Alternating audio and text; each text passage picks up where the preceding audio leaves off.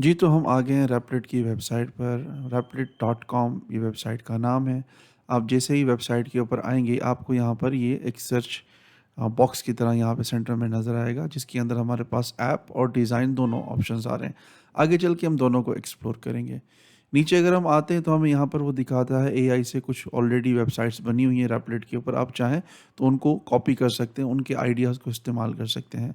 Websites पे आएँ तो हमारे पास ये हैं, मोबाइल ऐप्स पे बिज़नेस ऐप्स पे आएँ तो हमारे पास जैसे कि डैशबोर्ड्स हैं, वो देख सकते हैं। पर्सनल सॉफ्टवेयर पे आएँ तो हमारे पास ये काफ़ी सारी चीज़ें हैं। नीचे आएँ तो कुछ कंपनीज़ जो ऑलरेडी रैपिड को इस्तेमाल कर रही हैं, और इस तरह से ये कुछ फीडबैक्स हैं, और फर्दर और यहाँ पे प्राइसिंग का भी ऑप्शन आ रहा है हमारे पास। मैं ये रिकमेंड करूँगा, आप कम से कम जो कोर रैपलेट का है उसको आप बाय कर लें, ये बहुत ही मज़े की चीज़ है।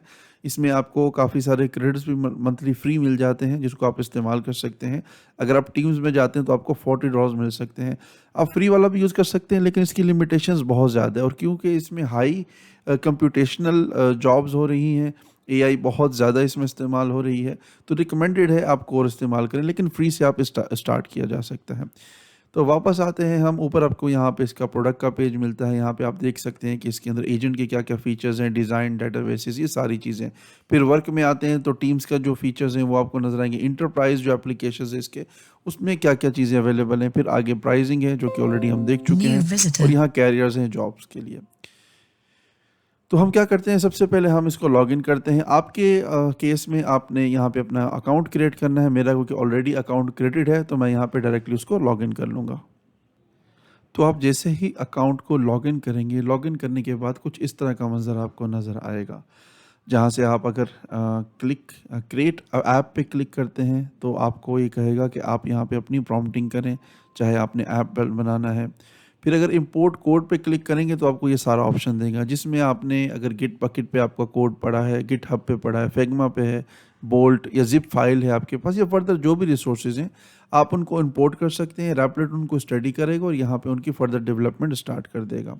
उसके नीचे अगर आते हैं तो ये होम का बटन है। फिर हमारे पास ऐप्स हैं जो ऑलरेडी हमने बना रखे हैं। ये सारे मेरे एप्लीकेशंस हैं जो मैं रैपलेट पे बना रहा हूँ।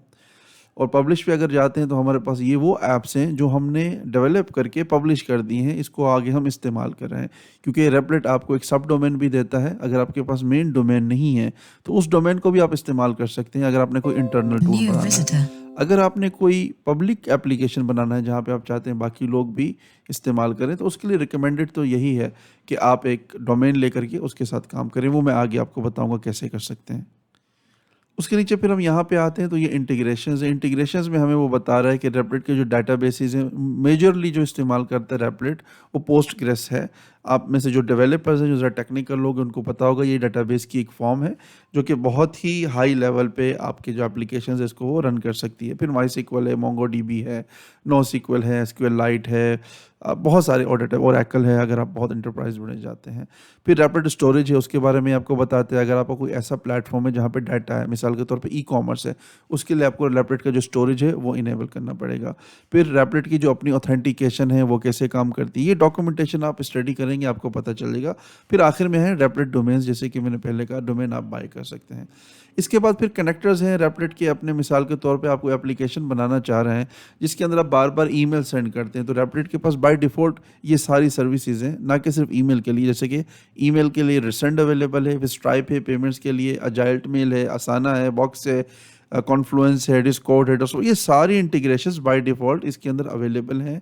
आप अगर सिर्फ रैपलेट को ये बताएँगे कि मैं जो एप्लीकेशन डेवलप कर रहा हूँ इसके अंदर मुझे ईमेल सेंड करना है, तो वो ऑटोमेटिकली रिसेंड को कनेक्ट कर देगा। आपने सिर्फ अपनी रिसेंड की जो एपीआई कीज़ हैं वो ऐड करनी है और ईमेल सेंड करना स्टार्ट हो जाएगा।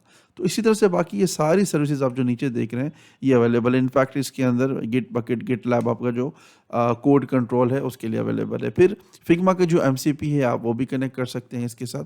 आप फिग्मा पे डिज़ाइन बनाते जाएँगे और एमसीपी के थ्रू आप यहाँ पे पुश भी कर सकते हैं, जिससे आपका वो डिज़ाइन फर्दर आगे यहाँ पे डेवलप होता जाएगा, और काफ़ी ज़्यादा ऑटोमेशंस है। और ये अभी रैपलेट का पहले फेज़ के अंदर, आप अंदाज़ा करें इतनी चीज़ें। आगे चल के डेफ़िनेटली अगर आप मेरा ये वीडियो 3-4 साल बाद देख रहे होंगे तो इसमें हज़ारों और चीज़ें होंगी। फिर उसके आगे हम जाते हैं यूसेज पे, तो हमें रैपलेट ये बताता है कि जो हम यूज़ कर रहे हैं रैपलेट की सर्विसेज़ को, हमें यहाँ पे कॉस्ट भी नज़र आ रही होती है। अभी जैसे कि मैं कोई $250 तक इस पे इन्वेस्ट कर चुका हूँ, और मैंने अलर्ट सेट की हुई है $50 तक। जब भी मेरा $50 कंज़्यूम होता है, मुझे मैसेज आता जाता है। और ये $250 मैंने सिर्फ पिछले कुछ 7 या 8 दिनों के अंदर, ज़्यादा से ज़्यादा, इससे ज़्यादा मुझे टाइम नहीं हुआ रेपलेट के ऊपर।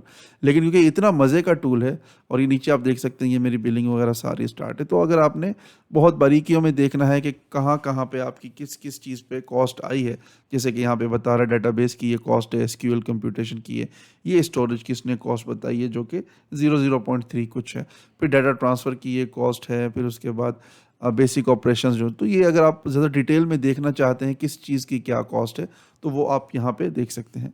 इसके बाद आते हैं डेवलपर फ्रेमवर्क्स। डेवलपर फ्रेमवर्क्स का मकसद ये है कि लेट्स से कि अगर आप किसी ख़ास प्रोग्रामिंग लैंग्वेज के साथ मुंसलिक हैं, मिसाल के तौर पे मैं पीएचपी का बड़ा फ़ैन हूँ और बहुत ज़्यादा पीएचपी के अंदर काम करता हूँ, तो मैं सिंपली यहाँ पे क्लिक करूँगा और उसके बाद मैं रिमिक्स पे क्लिक करूँगा। जैसे रिमिक्स पे क्लिक करूँगा, मेरा ऐप रेडी हो जाएगा, उस ऐप को मैं पीएचपी के अंदर काम करूँगा। इसी तरह से कई लोग हैं, बल्कि ज़्यादातर लोग जो हैं जो रिएक्ट के साथ काम करते हैं, तो वो रिएक्ट पे काम कर सकते हैं। मतलब रेपलेट आपको ये भी फ्रीडम देता है कि आप अपनी मर्ज़ी का जो भी टेक्नोलॉजी का स्टैक है, आप वो सिलेक्ट कर सकते हैं। और अगर आपको वो चीज़ यहाँ नज़र नहीं आती जिस पे आप काम करते हैं, तो आप व्यू मोर पे क्लिक करें और ये आपको बहुत सारे और ऑप्शंस देता जाएगा। और डेफ़िनेटली यहाँ पे इतनी ज़्यादा प्रोग्रामिंग लैंग्वेजेस, फ्रेमवर्क, इतनी चीज़ें हैं कि आई डोंट थिंक सो कि कोई भी ऐसा डेवलपर है जिसको लगेगा कि कुछ यहाँ पे मिसिंग है। ऑलमोस्ट हर तरह का फ्रेमवर्क, चाहे फ्रंट एंड का है, बैक एंड है, पुराने हैं, नए हैं, सारे रेपलेट ने यहाँ पे ऐड कर दिए हैं। ठीक है। अच्छा, नीचे हमारे पास यहाँ पे डॉक्यूमेंटेशन है। कई ऐसे डेवलपर्स होते हैं जिनको रीड करने का बहुत शौक होता है। कोई भी काम करने से पहले वो स्टडी बहुत ज़्यादा करते हैं। तो आप इसको अच्छे से स्टडी कर लें कि रैपलेट के अंदर जो डॉक्यूमेंटेशन है वो किस नौइयत की है। इसको स्टडी करने के बाद आपको अच्छे से आइडिया हो जाएगा। तो आई होप यहाँ तक चीज़ें क्लियर हैं। अच्छा, फिर इसके बाद यहाँ पे अगर आप ऊपर क्लिक करते हैं तो ये आपको बता देता है आपका अकाउंट अभी कौन-सा है। मैंने क्योंकि बाय किया हुआ है तो यहाँ पे ये मुझे कोड नज़र आ रहा है। आप में से अगर फ्री वाला इस्तेमाल कर रहे होंगे तो ये आपको नज़र नहीं आएगा। लेकिन जैसे ही आप इसके ऊपर क्लिक करेंगे तो आगे आपको ये बता देगा आपकी जो प्रोफ़ाइल है उसके अंदर बहुत सारी, अगर आपने कुछ मॉडिफ़िकेशंस करनी है, जैसे कार्ड लगाना है, बाय करना है, यूसेज चेक करना है आपने, यहाँ से आप अपना अलर्ट भी सेट कर सकते हैं कि इतना अगर मेरे पैसे लग जाएँ तो मुझे अलर्ट कर दो, ज़्यादा मेरे पैसे ना यूज़ करो। क्योंकि होता ये है कि आप काम करते जाते हैं, जैसे मेरे साथ शुरू में हुआ, ये अलर्ट मैंने बाद में सेट की, तो मेरा बहुत ज़्यादा पैसे इसके अंदर लग गए, 100 या 150 लग गए थे। उसके बाद मुझे लगा कि नहीं यार, ये गलत है, मुझे कम से कम सेट करना चाहिए इसके अंदर ताकि मुझे कॉस्ट नज़र आए। और आगे जब हम काम कर रहे होंगे, हर एक प्रॉम्प्ट के बाद, एक छोटी-सी चीज़ के बाद, ये हमें कॉस्ट दिखाएगा कि इतनी कॉस्ट आपकी लग गई है, इतनी कॉस्ट आपकी लगती जा रही है। फिर रेफरल्स हैं, इनका जो प्रोग्राम है जहाँ से आप कुछ कमीशन कमा सकते हैं आगे शेयर करके। फिर रोल्स हैं, आप आगे रोल्स वगैरह सेट कर सकते हैं। ऐसे कीज़ हैं, अगर आप किसी फर्दर सर्वर के साथ कनेक्ट करना चाह रहे हैं रेपलेट को, तो उसके लिए कीज़ की ज़रूरत पड़ती है। अकाउंट के सीक्रेट्स हैं, आप अगर फर्दर इसको जैसे कि हमने मेल सर्विस, मैंने रिसेंट यूज़ नहीं की, मैंने मेल गन इस्तेमाल की है, उसके अकाउंट के जो सीक्रेट्स हैं वो सारे आपको यहाँ पे मिलेंगे। कनेक्टेड डिवाइस हैं, आप वो देख सकते हैं। इस वक्त कोई डोमेन वगैरह भी नहीं है जो मैंने ऐड किया है इसके साथ। और फिर एंड में थीम्स हैं, थीम आप डार्क वाइट जो भी है वो सेट कर सकते हैं।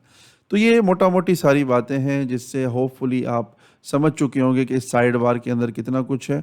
और अब हम चलते हैं अगले वीडियो की तरफ, उसके अंदर हम सीखेंगे कि इसमें हमने स्टार्ट कहाँ से करना है।